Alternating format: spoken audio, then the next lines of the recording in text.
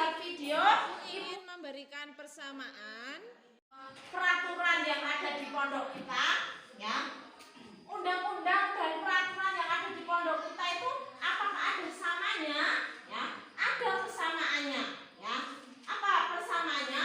Undang-undang itu pasti akan memberi aturan, yaitu berupa hak dan kewajiban. Ya. Hak dan kewajiban warga negara dengan hak kewajiban warga pondok itu sama. Ya. Samanya di mana?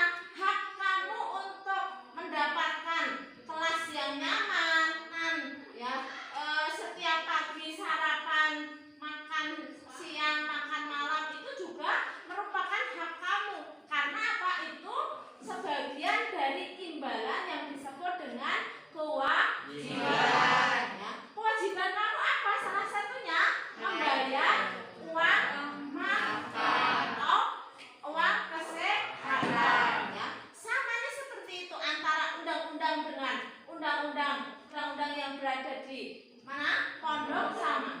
Kalau undang-undang yang berada di tingkatnya nasional, ya, praktek penyelenggaraan negara, Undang-Undang Dasar 1945 juga sama, ya. Samanya apa? Berisi tentang hak dan kewajiban. Ya. Hak dan kewajibannya apa? Di batang tubuh Undang-Undang Dasar 45. Ya, baik yang sudah diamandemen atau belum diamandemen. Boleh silakan. Siapa yang hafal isi dari Undang-Undang Dasar atau UUD 1945? Siapa yang sudah tahu apa itu UUD 45? Undang-Undang Dasar 1945 adalah hukum dasar tertulis Negara Kesatuan Republik Indonesia atau NKRI. Undang-Undang Dasar 1945 menjadi sumber dasar dari seluruh peraturan perundang-undangan di Indonesia. Selain itu, UUD 45 juga merupakan konstitusi pemerintahan Indonesia loh. Undang-Undang Dasar 1945 ditetapkan oleh PPKI atau Panitia Persiapan Kemerdekaan Indonesia. PPKI juga menetapkan sistematika UUD 45 yang terdiri dari 1. Pembukaan UUD 45, 2. Batang tubuh UUD 1945, dan 3. Penjelasan UUD 1945. Nah, kali ini kita akan membahas lebih lanjut tentang pembukaan Undang-Undang Dasar 1945 yang terdiri dari 4 alinea dan membuat hal-hal penting bagi bangsa Indonesia. Dari tayangan video tadi boleh silakan membuat pertanyaan, ya. Pertanyaan yang berkaitan dengan video yang kamu tonton tadi.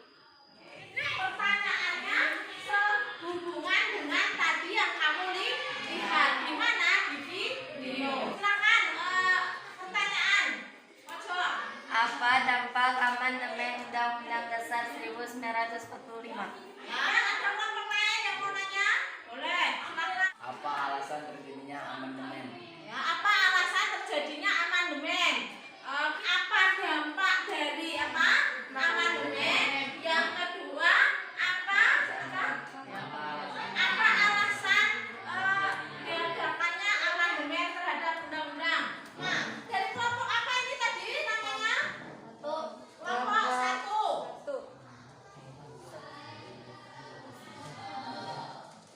Kelompok 2, siapa tadi? Sehandika. Apa pertanyaannya? Alasan terjadi amandemen? Apa alasan terjadi amandemen? Dari pertanyaan ini silahkan dicari jawabannya dahulu, ya. Ada pertanyaan? Sudah ada yang bisa menemukan jawabannya? Kelompok 2 sudah belum? Sudah, Bu. Sudah, silahkan dibaca jawabannya apa? Mau jawab nomor berapa? Nomor 2, Bu. Nomor 2. Pertanyaannya dibaca dulu. Apa alasan terjadinya amandemen? Apa alasannya? Alasannya yang pertama, Bu, pembatasan masa jabatan presiden 1 kali masa jabatan. Ya. Ada yang mau menanggapi? Nah, kalau tidak, beri tepuk tangan pada teman kamu yang nomor 3. Boleh silakan. Siapa yang mau jawab?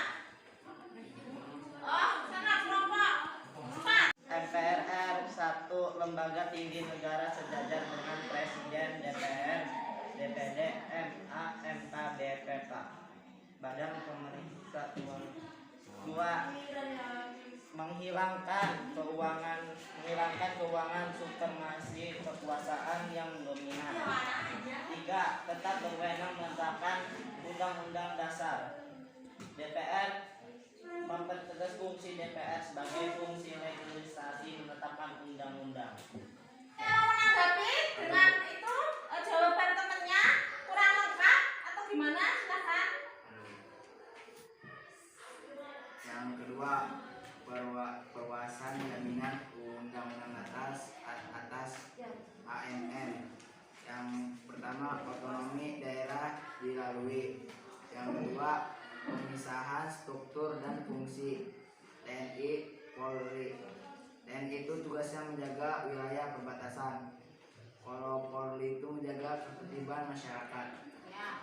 Bagus ya, berarti bahwa dampak alasan ya, dampak amandemen Undang-Undang Dasar 45 itu ya, satunya untuk memberi perluasan hak kepada otonomi daerah ya. Jadi setelah kita melalui tahapan tadi, mengamati video, membuat pertanyaan, menjawab pertanyaan, mengkreasikan jawaban dan mengkomunikasikan jawaban ya, sudah kita tanggapi bersama bahwa undang-undang itu dibuat untuk menjamin hak dan kewajiban.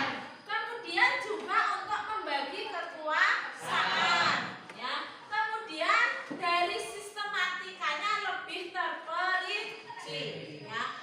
Kesimpulan yang bisa diambil seperti itu akan mengerjakan LKPD yang Ibu bagi ini ya, nanti ya akan dipresentasikan ke depan masing-masing kelompok untuk mempresentasikan ya, seperti itu. Ada pertanyaan? Silahkan, boleh dipegang dulu ini ininya LKPD-nya. Kamu membahas tentang apa ini? Coba dipahami. Warahmatullahi wabarakatuh. Waalaikumsalam warahmatullahi wabarakatuh. Kami dari kelompok menyaksikan hasil dari isi pembukaan Undang-Undang Dasar Negara 1945. Nah, yang pertama, di sini gambarnya tentang TNI, tentang negara. Yang pertama itu yang kita tulis ini, melindungi segenap bangsa Indonesia, baik karena menurut kami tentang kegiatan tersebut termasuk kegiatan yang tugasnya melindungi bangsa Indonesia. Contohnya TNI dan polisi. TNI tugasnya untuk melindungi keamanan negara dan bangsa Indonesia. Polisi tugasnya untuk mengatur ketertiban dan aturan yang ditetapkan oleh Undang-Undang Dasar Negara Indonesia.